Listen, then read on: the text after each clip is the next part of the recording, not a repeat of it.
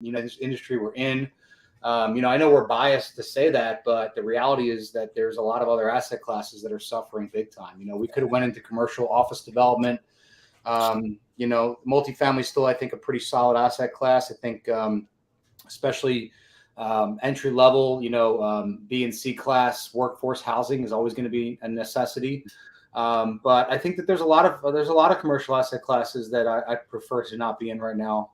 And that's not to bash them, but I think it's really, really hard to be in some of those classes. Self-storage is one of those that continues to thrive, continues to be successful. The rates continue to go up. Demand continues to be there. A lot of people are kind of falling to the wayside and slowing down on their development. And we're really doubling down on our development and expanding over the next 2 years.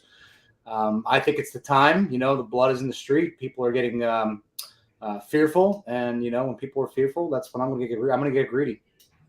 What are the things that make you feel like now is the time to press the gas pedal instead of maybe feathering the brake a little bit?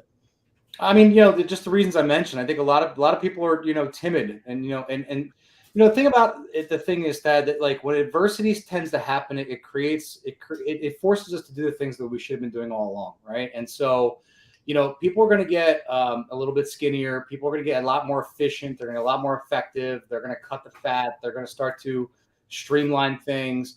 And the fact is that legacy has been built that way since day one, right? Like when I was on a call yesterday or the day before with a guy that was a mutual friend of ours. It was a 260-man operation that cut down to 120 people. Legacy is 9 people, right? Like we are so freaking effective and so efficient. It's disgusting. Like, I mean, we can be 9 people in the middle of the dead heat of a recession and still do what we do. I love that about us. We're dogged about going out there and finding great deals with a very tight team, and really working directly with some of the best consultants, some of the best third parties, some of the best design teams and general contractors in the industry. And we're able to manage all that with a very, very effective team with a very, very little overhead. And you guys know what our overhead is. I mean, I share with you what it costs to run this business. It's not a very big overhead and nut to maintain in an industry where we're out there building hundreds of millions in real estate. It's in the big scheme of things, as my father-in-law loves to say, or the grand scheme of things, we're very effective. We're very efficient. And I think that to be that efficient and to go out and build what we build is a very good combination for a down market. And it's a very good place for folks that are in that private equity sector, and folks that are trying to figure out, what am I going to do with my money? In the next 2 years, this is going to be a great place for that to happen. I was also saying today, a lot of people are talking about the stock market, right? It's taken a little bit of a haircut in the last few months. I think it's going to take a bath in the next 6 to 9 months. And when shit changes hard like that, you're going to start to see people scrambling and saying, where do I place my money? I have no other alternatives. I'm terrified of the banks. The stock market took a shit.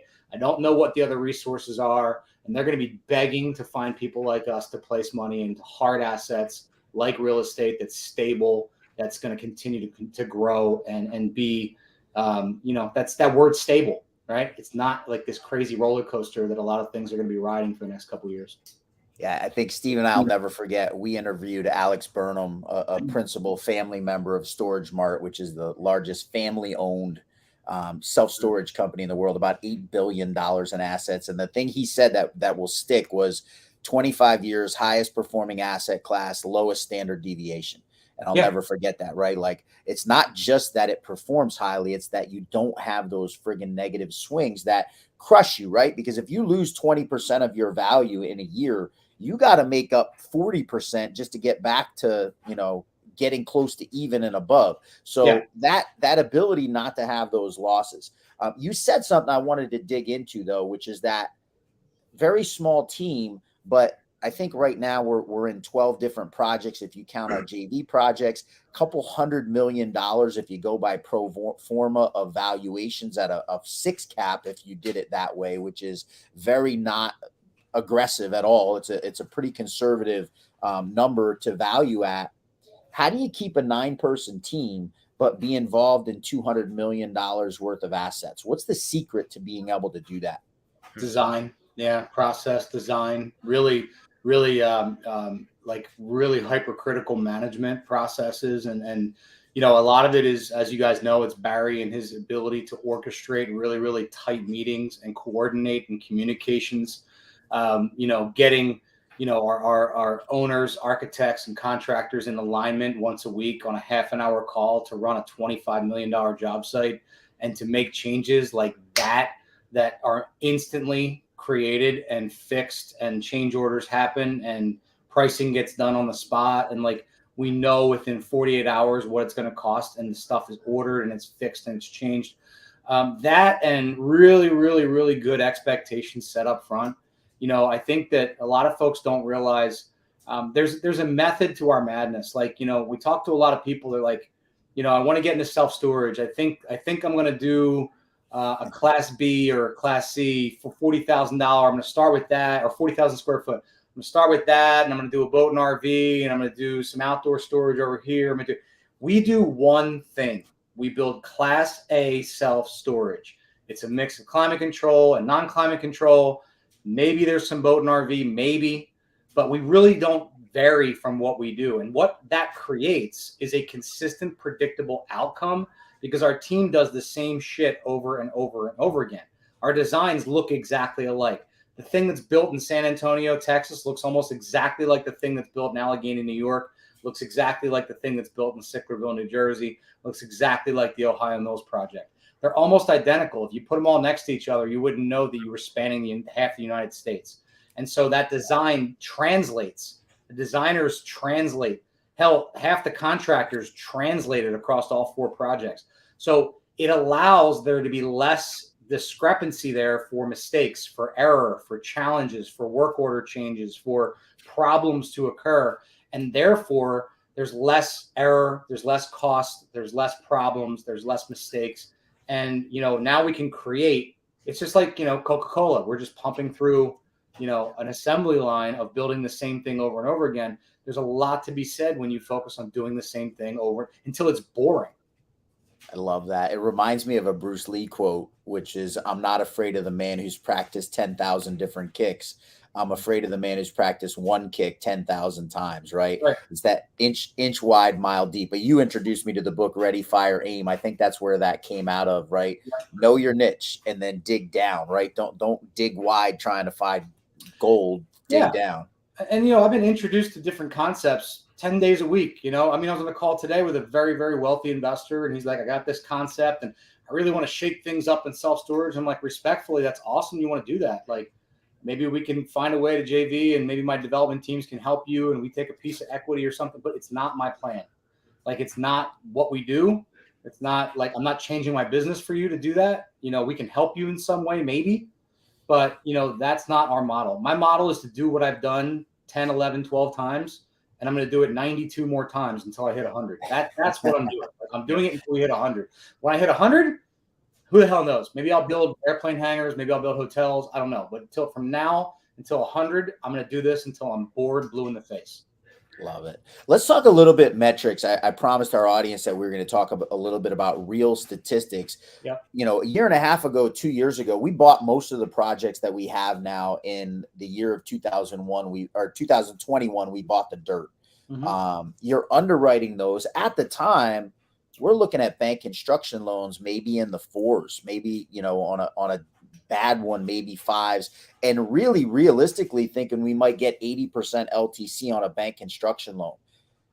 What's going on today? Like that, there's been some change there versus what happened at the, when we underwrote some of these deals. And now as we're in construction and breaking ground on these things, what are we looking at for bank rates as we're going through these processes? Now, I know you have a couple that you're super close to signing bank notes on. Yeah. I mean, you got to be prepared for that shift. And the way that we do our syndications, we're prepared for that adjustment, right? Because we sell so many shares, and we have the ability to kind of liquidate and sell more and kind of create. I'll go into that, and I know that you're set up and you prepare for that downside risk. But I really am interested in, like, what's the reality of today? Yeah.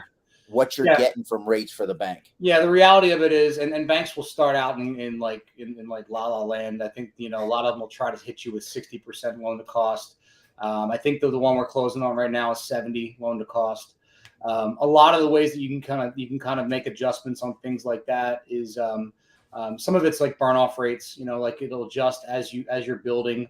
You can start to kind of maneuver different adjustments on the valuations first of all, but also potentially on the rates, and then like when the refi happens and all that. I mean, there's just so many different variables.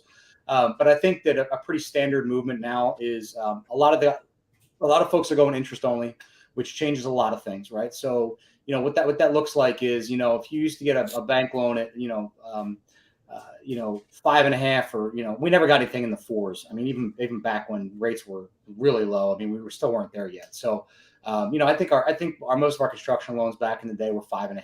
Now we're looking at interest only loans that are prime +1 or something along those lines. So we're still in that like 7.5, 8 range, something like that. Again, it's interest only, right? So it doesn't majorly affect the project. Like, it hurts.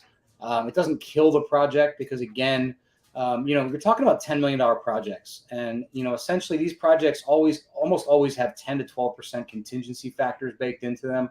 So you're talking about $1 million contingency on a $10 million build, and so you have some flexibility there on what your interest rates are, where that money's going to come from, how you're going to float it. Really, what the bigger challenge with a lot of banks are today, interest rates is just one part of the equation. What your bigger challenge is stabilization factors, debt service coverage ratios, really just extreme underwriting tactics, because it's not just the interest that changed. The banks really like shrink up. Like it's not just the interest. Now all of a sudden it's like, let's look at every other global perspective. If I wanted to have $1 million liquidity, now I need to see 2 million. If the debt service coverage ratio is 1.2, now we want to see 1.3. And it's not just in self-storage or any type of commercial. I was talking to a friend of mine the other day, is one of our investors, and I tend to just call our investors and check in and see what's up. And he was like, man, I'm buying a Class C, again, workforce housing apartment complex. I forget what he said, 50, 60 units. And he's like, I'm buying this thing at like 55% loan to cost. Like, that's my purchase price. I got an appraisal. I think he said his appraisal was I'm making up numbers, but his appraisal was 4 million. And he's paying like 2.2. And he's like, I'm trying to get a loan of, 1.6 or something like that with an appraisal of 4. And the bank doesn't want to give it to me. They wanted a 1.5 debt service coverage ratio. Like, the numbers were just astronomical. He's like, I can't steal this property. Like, I'm trying to buy something and steal it from the seller. And he's like, the bank just keeps pressing back. Like, we'll give you a note for 1.5. And he's like, it's ridiculous. Like, you want to give me a 30% loan on a property that's worth $4 million. But like, I think that the challenge just becomes right place, right time, right bank. A lot of banks are, they differ depending on what area that differs. And by the way, this isn't like, I don't think I'm giving you like today's advice for those that are listening. This is like in general advice, right? Good market, bad market. You got to kiss a lot of frogs. You got to talk to local banks. You got to talk to regional banks. You got to talk to banks that want to specialize in your product. Because regardless of the market, there are banks that don't want self-storage, and there's banks that are dying for self-storage. There are banks that don't want to look at new construction. There are banks that specialize in new construction. There are banks that don't want to take the risk on development. There are banks that they love development. So really, it's their appetite for the product mixed with today's current rates. That's the combination that you have to figure out. And frankly, that's why I like to work with brokers who package our deals really well. They're worth the expense of paying them a half point, a point, whatever you might pay them, to get you in front of multiple outlets to find ways to write you. I think that's interesting. You were talking about earlier about keeping our small team. Mm-hmm. But our small team is not just our small team, right? Our small team is supplemented by, obviously, we use Marcus and Millichap and Chris Litzler, who is our broker who puts these out for us. And look, I'm reminded of a story I used to tell when I taught martial arts to little kids, right? Of Colonel Sanders peddling Kentucky Fried Chicken and talked to 1,000 freaking restaurants before anyone agreed to bake his chicken. So maybe now you don't talk to 10 banks to get a deal that works. Maybe you talk to 100.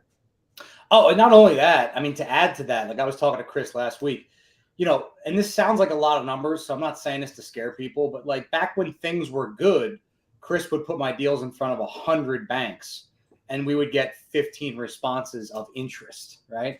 Now he puts us in front of 200 banks and we get 5 that are interested. right? So it's like people don't understand the volume of what it takes to get a deal done. And again, I'm not saying that to scare people. It's just like, that's the thing about this market. I actually love it. Guys like us love it. All three of us are grinders, right? Like we're like, you throw an obstacle in front of me, I will just keep freaking hitting that target until I take it down, right? That's just how I am. Like, so when a market gets tough, I just get tougher. Like we talk about raising capital, we talk about building the fund, we talk about doing more deals. Like, you say to me it can't be done, it's like, all right, cool, I'm going to put that back here in the back of my mind, and I'm going to find ways to make you look stupid, right? I'm going to keep going until you look stupid. That's what I'm going to do. Thank you very much. Like tell me it can't be done a few more times so that I can show you how dumb you look when I do it, right? That's perfect. I appreciate that. That's motivation. That's fire. That's fuel. I'll keep going. So to me, it's like this market, the best part about it is it's the ultimate separating factor, because there's so many quitters out there, man. Like 95% of the world is full of freaking quitters. And I love that shit because I know I'm going to eat them for lunch. And we're just starting. We're just starting to find the quitter syndrome. We're just starting to weed out the losers. The bums of the world are just starting to surface, guys. They're just starting to find the surface, and they're getting sucked under. They're in the deep end, and they're trying to doggy paddle. And I'm just gonna walk all over their heads when shit starts to get hot and the water starts to get rough. Murph, we got Joe fired up tonight. I love it. This is good. And I love Jessica Johnson chiming in too. This is great. I love it. Like, I really do. Like, I think it's about to get rough. 100%. And it's just getting started. Like, it's so just interesting. Getting started.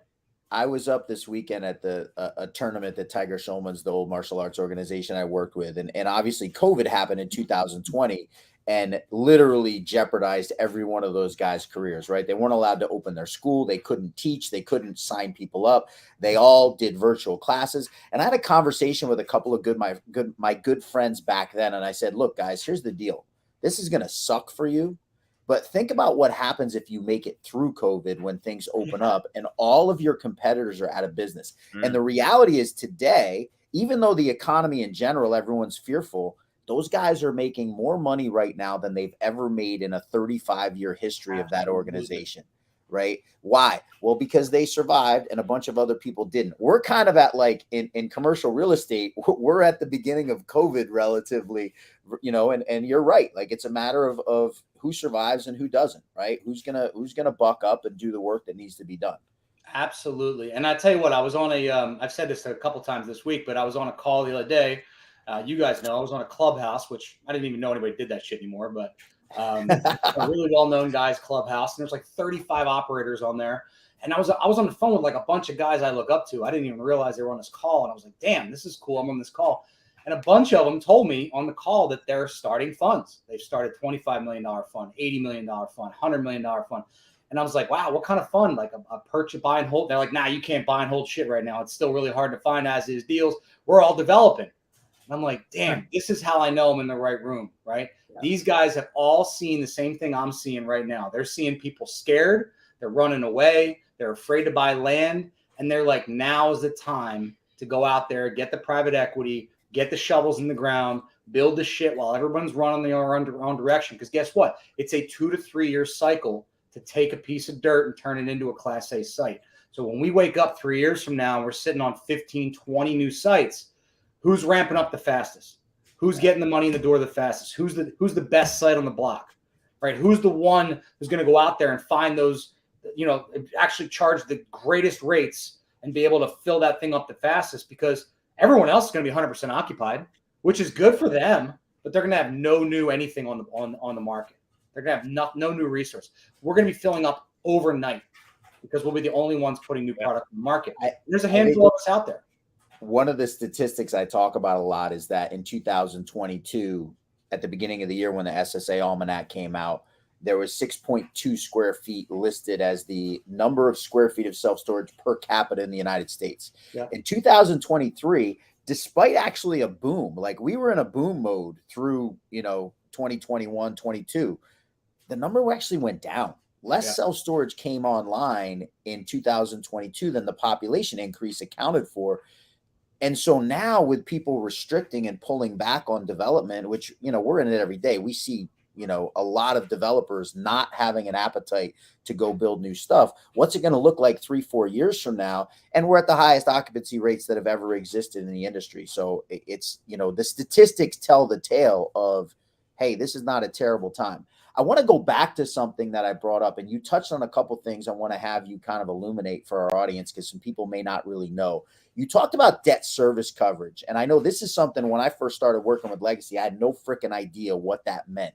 Mm-hmm. A lot of people are familiar with residential real estate. A lot of people have taken residential real estate training, and they understand the idea of 70% loan to value, right? Of getting a loan based on the total perceived value of the property. Not everyone understands debt coverage ratio. Could you break that down for me? Yeah, debt service coverage ratio is, and let me preface this with, I'm not a banker, okay? And I'm not a financial advisor, but debt service DSCR is a completely made up bullshit number that bankers make up to cover their ass when they don't underwrite the rest of the deal. They just throw this like their cherry on top, okay? Right. So what they want to do is they want to make sure not only do they get their loan to value, not only does the interest rate calculate, not only does the rents calculate, not only does their vacancy rate fit in, not only is the insurance paid, not only are the taxes paid, not only is everyone else paid, and there's still profit on the table, but now we're going to throw some more bullshit on top. Okay? That's what debt service coverage ratio is. So it looks like. Now, see, even Siri thinks it's bullshit. Let's say that to do everything, to pay all of your bills, and not just take like a single family house to begin with, because I've been doing this for years with single family houses. Let's say to pay all of your bills, it's $1,000 a month. You have to have $1,000 a month in income. Okay. If you had a debt service coverage of 1.2, which is very, very typical in like residential world, it's actually pretty typical in commercial world. 1.2 is kind of the number. When times are really good, and this is why I call it bullshit. All jokes aside, it is a bullshit number, but the reason I call it bullshit is when times are really good, bankers will just fucking play with this number. They'll go, we'll call it 1.15. Looks good. Hmm. And like times are really good, the board will go, yeah, we'll let them get away with it, 1.15, because everything else makes sense, right? And then times get tough and everyone gets scared and they all pull back in their turtle shell and they go, oh, I'm so afraid to make a deal happen. So everything else makes sense. And they go, we'll just make it 1.3. Well, guess what? It's a big goddamn difference when you're talking about, and what I mean by that is, let's say it's $1,000 a month to pay your bills. You have to be able to bring in $1,200 a month to hit the debt service coverage ratio. Right. Again, remember, they're already taking into account a certain percentage of vacancy, a certain percentage of maintenance, a certain percentage of all the other expenses tied into that number already in there. Okay. And that's $1,000 a month to cover all that stuff. Hmm. They're just arbitrarily throwing some more shit on top. Okay. So that you're covered. Okay.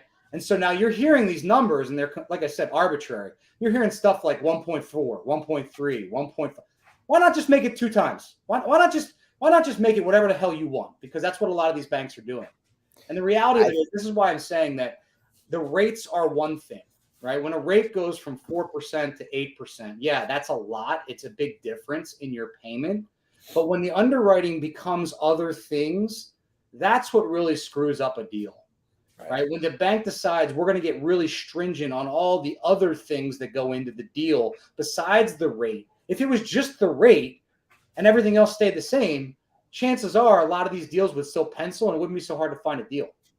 But the problem is that the bankers are being, they're looking and saying, well, we all of a sudden got to figure out ways to get really, really stringent. And we can't just bank on the rates being high. We have to find other ways to be sensitive.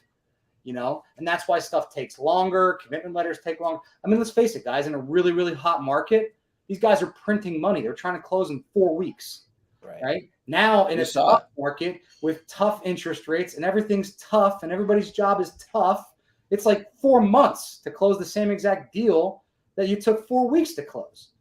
I think that's so interesting and leads me down another. I love this guy too, Facebook user whose name I can't see because it's not. I don't know why Jessica Johnson always shows up with her name in our feed and nobody else's name shows up. So I don't know what Jessica. Coach Gio showed up too. Joe, want to go to a place here. So obviously there's been some significant changes on, look, that stops our timeline, right? You're famous for saying time kills all deals. Yeah. You know, if the bank takes 120 days to get through underwriting and committee and sign the note for us to start construction instead of 30, that's 4 months. You are doing something that almost nobody in the real estate world is doing right now, which is, I think we're about $38 million to $40 million we've raised in syndication on our deals right now. Every one of those investors is getting a check every single month. Mike Fallett, who watches a lot of times with us, he goes on every month on his social media. He raises his check. I don't pay Mike to advertise. We do not pay Mike to be an advertiser. He doesn't get any money for going on every month. When he gets his check in the mailbox, he waves it in front of his social media. That guy is one of a kind for sure. But you're paying a pref to these people. And look, that's at $40 million. That's $4 million a year of pref payments you're paying to your investors on these deals. Things are taking longer. You're having to come up with bigger. Your LTV maybe has gone from 75-80 to 65-70. So you're having to get more money from investors, not as much money from the bank. And yet you're still able to keep these facilities being built. And your profit in the long term still looks pretty good. Explain to me why that is. What is it about self-storage that allows you, especially you who has all the background in residential and multifamily that you do and really can compare it to another class? Why is it that you're still able to pay a pref to people? We know a lot of multifamily syndications that stopped paying pref last year. You aren't getting pref if you're in a commercial office space deal or a commercial retail deal. Yeah. Why is it that in self-storage we're able to still be able to see our investors getting a great return? Yeah, frankly, just really skinny deals, right? Like I'm not here to like pick on other people's stuff or like shit on other people's deals, but the reality of it is you've seen these type of deals, you can read them all day long where, they're buying a value add deal they're all in at 6 million and their goal is to get it worth 9 million, right? And what's 75% of 9 million? Like they're trying to refi out and scrape 500K off the table. And when you're 6 months or 12 months late on that, all of your upside potential's been wasted and you have no room to go back and dilute or renegotiate, or there's no flexibility there. Right. So when I take a similar project and the numbers are all together, they're a little bit different. Right. But let's say I'm into something for 13 million that's worth 20 million. Right. And it takes me too long. And the numbers, the refi didn't happen the way I wanted. And, we screwed some things up and it cost us an extra 500 grand. Like I'm into it for 14 and it's still worth 20. Right. So like there's just more room to make mistakes is kind of a simple way of saying it. It's oversimplifying, but the reality of it is at the end of the day, I will probably make slightly less than I anticipate. I will dilute myself. I will bring on maybe a few more investors than I originally anticipated. It might take us a little longer than we expected. It might take us an extra refi or two to get that extra cash that we anticipated on the deals. I'm upfront about this with all of my investors, and they're on board and they understand it. It's the reality of real estate right now. It's a fucking tough thing to do. Like I don't care who you are. Everyone's dealing with the same shit. But storage allows us for more of that lateral movement, right? We're in these deals for somewhere around 60 to 65 cents on the dollar, all in. That's hard cost, soft cost, holding cost, investor payments, pref, all of this stuff, right? So when you turn around and put it all together, that's really, really good. You're not up against the gun at 75% loan to cost or loan to value, trying to scrape together a refi and then not having anything left to trade on. That makes sense? So when you're in a $20 million deal, that extra 15% leeway is a lot of money. And so there's some extra, flexibility there that I don't think smaller deals or tighter deals might have. But it's also why I like to develop, because it gives us the flexibility to build exactly what we need for that site, control costs as much as possible, deliver what we can, and deliver it in a fairly quick way. I mean, I can also tell you, and again, I'm not beating up on the apartment guys. I just happen to know a lot of them. we built 100,000 square foot Class A site in 12 to 13 months. I've seen guys spend 18 to 24 months doing a value add on a 60 unit apartment complex. By the time they get through all the kitchens and bathrooms in a 60 unit building that's occupied, it can take 2 years. I think that's so interesting. You just brought that up. Two things I want to go down. Number one, Sicklerville, Garden State Storage, which we opened up back in January. It's 130,000 square feet plus, I think, gross. Yeah, gross. I think net's like 98, but yeah. There's 2 bathrooms. There's two toilets. There's 2 toilets in the whole building. It's 130,000 square feet. I mean, it kind of goes without saying. Going back to my earlier conversation, which was especially in late 21 through 22, there was some significant increase in costs. We weren't hit as much with that in self-storage just because you don't have carpets and you don't have drywall and you don't have toilets and you don't have, as many all those little things that really add up. You don't get look, it wasn't fun to see steel costs go up, but it didn't hit you in every single facet of what you would be doing if you were doing a big apartment complex. Well, so steel and concrete are our 2 biggest expenses, right? And steel saw a swing of I think the most the steel saw swing was 30%. But we buy steel in futures. Our steel guys look at 6 months in advance. So they can actually time and buy when they see the best swing. So I think our worst swing on steel, budgetary wise, was a 10% differential. So if our average steel cost is $2 million on a site, and our worst hit was 10%, it was a $200,000 swing. Going back to our contingency, we got $1 million contingency, let's say on average on one of these deals. So, it hurts on the contingency basis, but it still hits the budget, when everything settles. So if that's our biggest swing on our biggest expense, then, we're still in line to get the deal done on time and in budget. That was the perfect segue. Next week, guys, if you're watching now, an absolute character joining us. Finally got Wayne Woolsey. I've been working on him literally for a year to come to. I started the show. We started doing the show in October. Right. I've been working on him since the day I started. I finally I don't know how I did it, but I goaded him into signing up to come see us. He's coming on next Wednesday. Wayne is the owner of Kiwi 2 Construction. Kiwi 2 is a general contractor. They do the whole kit and caboodle from soup to nuts. But his real strength is providing steel, right? We have him provide steel on every single site we do. How important is connections like that for you to be able to control those costs? Hyper important. I mean, as you guys know, Wayne is one of our real strategic partners in the business. He's one of the, easily the top 5 subcontractors that we use. I mean, he's basically doing 90% of our steel erection around the country. Design build company, knows how to control the costs, deploys guys directly to the site, keeps them on site during the whole time of construction. Just consummate professional. And his guys work 7 days a week. I mean, there's so few teams that are capable of doing what his teams do. Can't say enough about the guy. Can't say enough about his crews. But yeah, I mean, there's just it's amazing to have teams like him on staff, and the fact is that that's one of the benefits of not just being in the mastermind and working with our teams and having our chief development officer and our connections is being able to get a guy like Wayne on the cell phone, like Wayne is, you guys know, is busy, right? Like the fact you got him on an interview, it's unheard of. It's unheard of. It's pretty now. It's interesting. We have a family that was at our event in New Orleans who are in Alaska, and they're doing a small staged build, and they're able to connect with Wayne Woolsey because they're in the Storage Syndicate Mastermind. So I was going to kind of go down that road with you because you had Kiwi on your very first build.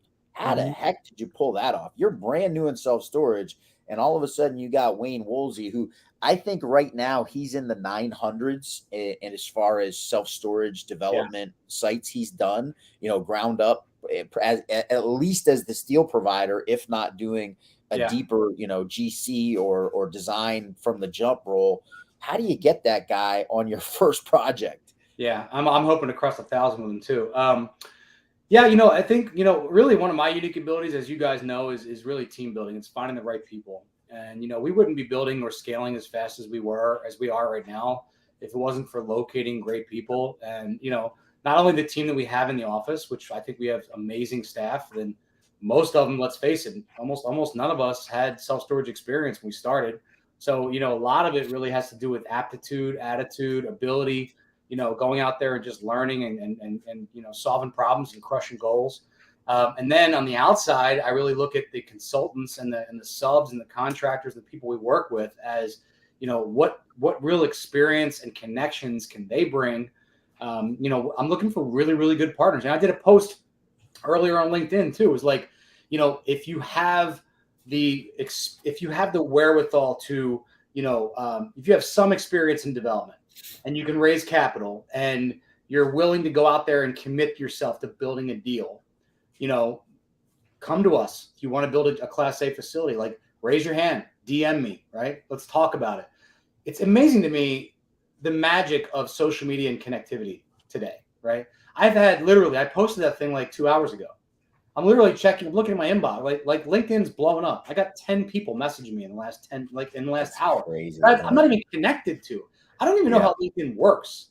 Yeah. Like people follow you guys or something. I don't even know. Most vastly underutilized social media site. I routinely put posts on Facebook and Instagram that get 100 to 200 people look at them. It's wild. I put stuff on LinkedIn. I get 1,500 to 2,000. It's unbelievable. It's wild, right? But like that to me, like that's the power of abundance mindset. That's the power of thinking big. That's the power of really wanting other people to succeed. Because when I say that, as you guys know, like, yeah, we'll make money joint venturing with those people. But really what I want is to help other people get into this industry, create connectivity, because I know those people are going to bring other investors. Those people are going to bring other subs that we've never heard of. They're going to bring other people that will add value to our team. They'll bring other people. Hell, they might bring people we hire. They might become people that we hire. They might become people that come to work for us. I don't know. All I know is the more we put this out there, the more our team grows, right? So, for me, it's like, yes, joint venture partners are awesome. Some of them are going to do a deal and never talk to us again. Some of them are going to do 20 deals with us. And like, all I know is the more that we put that out there in the world, the better our team grows, the more we grow and, we create. I love that. I'm gonna go down this road a little bit because I absolutely love your mindset on this. And I know that you have spent a massive amount of money personally. You weren't just born with that mindset, right? This isn't something that Joe Evangelisti at 10 years old understood abundance and understood the value of connections. And you say it's a gift that you have, but it's something you spent a lot of time nurturing. We had our very first JV partner, still our JV partner. We're JV'd with him on 2 deals. Brightworks, Brady McDonald, who's doing what we do now. He decided I'm going to build my own team and I'm going to go out and find my own sites. Congratulations to him. One of his team members, Roy McDonald, not Roy McDonald. I don't know why I can't said Roy McDonald. It's a former UFC fighter, Roy De Silva, who I used to work with in another business. They just sold a development site off. You're not pissed off about that. Like, that doesn't bother you that they're doing exactly what we're doing. Quite the opposite. We call them up and say, hey, congratulations, man. This is fantastic. You took the model that we did and you copied it and you're profiting from it. That doesn't hurt us. Quite the opposite, right? It helps us. It's putting out that, hey, we know what the hell we're doing and we know it so well that we can teach somebody else how to do it and be successful. Yeah, no, I mean, listen, again, it's abundance, right? Like, I'm already talking to the guy that bought the site from him about joint venturing on more sites. Yeah. Like here's the thing. Everybody has a unique ability, right? Like, I can't build 100 self-storage facilities by myself, right? I can't go do shovel-ready storage by myself. I can't run Storage Syndicate by myself. Like, I can't do any of this stuff by myself. Right. I can't go raise $40 million for the first round. I can't go raise the next 50 for the fund. Like, I know that no man is an island, right? And so getting back to your point, right? Like, how did I figure this out? I was a freaking island for like 7 years. And back in my like late 20s, early 30s, I damn near had a stroke. Like, I just did it all because I was that egotistical jerk off who ran around and told everybody, if I want to get it done right, I got to do it myself. Like, we've all met that asshole. Like, you probably know 10 people like him. And those are my favorite people to coach, right? Because they're so right about everything. You know, that they're just going to keep doing it. And guess what? Eventually, you're going to die standing up. You're probably going to grab your chest and you're going to kiss the freaking dirt, and that'll be the end of you. Right? You're never, you just can't. You just can't. Right? And you can tell yourself that story, and you can pretend that you're the best at everything, and you can jump in and fix things all the damn time. But what you end up having, and what I ended up having 5 years ago, and again, I always have to preface this because I had really good people, but I had a terrible culture, right? Because I was a terrible leader because I just jumped in and fixed shit all the time because I was the man. I knew everything and nobody else knew anything, and you know, everyone was an asshole, and I you know, like, that's terrible leadership, right? So the way that I learned to create a great team of people that I love working with is I learned how to be a good leader. I started looking in the mirror. I started working on myself. I started, you know, trying to create good mentorship tactics and good coaching tactics. And like, am I perfect? Hell no. Right? Like, I mean, we went on a walk this morning, Thad, and you told me I was an asshole. Like, I'm okay with that. I get it. Like, I'm not perfect. I didn't say it quite that bluntly. Maybe no. I mean, I try to be a good leader. I'm not perfect. Sometimes I'm an asshole. Like, I'm not perfect. I can tell you right now, I was a way bigger asshole 5 years ago. Like, I didn't hold back nothing 5 years ago. I would tell you to your face that you were an asshole. I'd fire you in front of 10 people 5 years ago. Like, I did a lot worse shit 5 years ago. Trust me.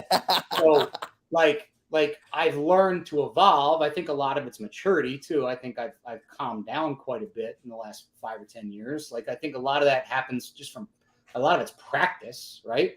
But you know, I did this video last night on vulnerability too. Like, I think it's very important that we all recognize that we're vulnerable. Like, we're learning, we're growing, we're working on ourselves, and we should be.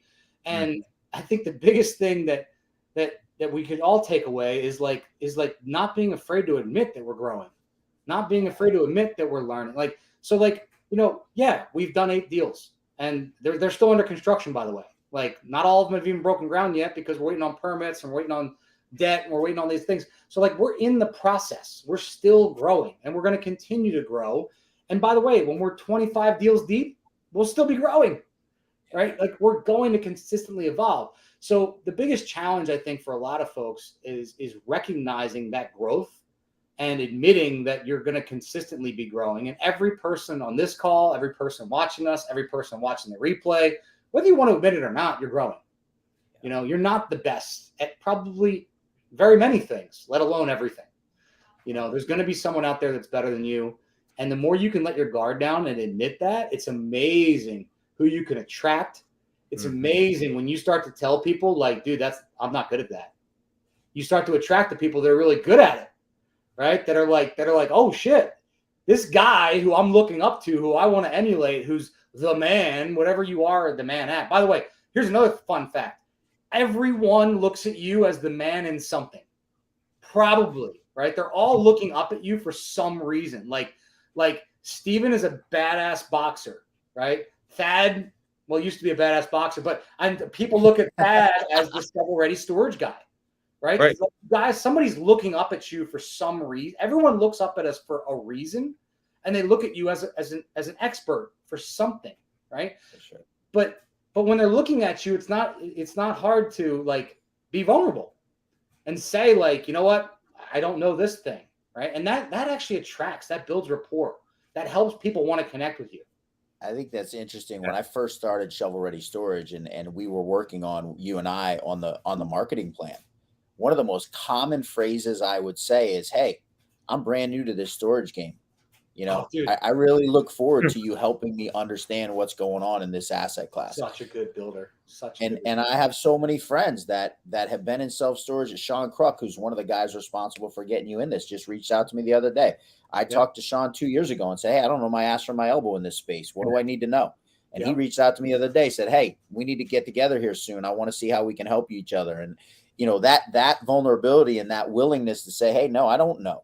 You know, and not only that, he's a freaking stud. And we talked for 2 hours on our first phone call. And he told me on our first phone call, I'm only 4 deals deep, dude. I don't really know what the fuck I'm doing. Like, that was his thing.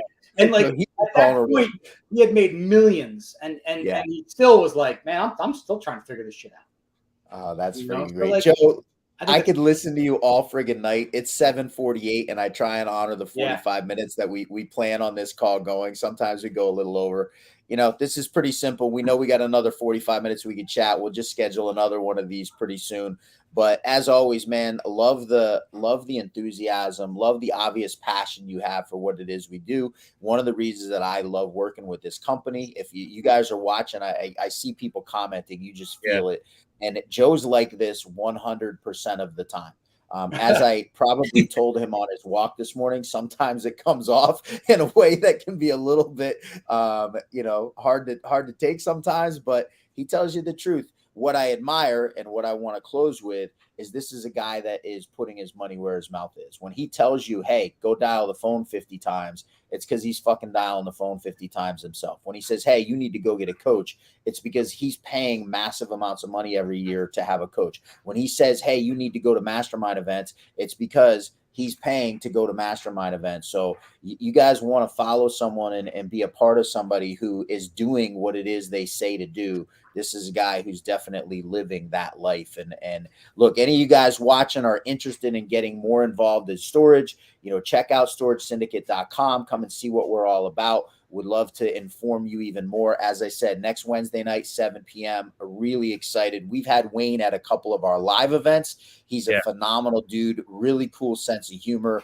a New Zealander, which is thus the name Kiwi, got the cool accent to go with it. So stoked to pick his brain and really get some insight into what's going on the construction side of things right now. Look forward to you guys joining us then. And as always, man, appreciate you for tuning in to the Storage Syndicate Spotlight. Thanks, guys. Great call. Awesome. Thank you, Joe.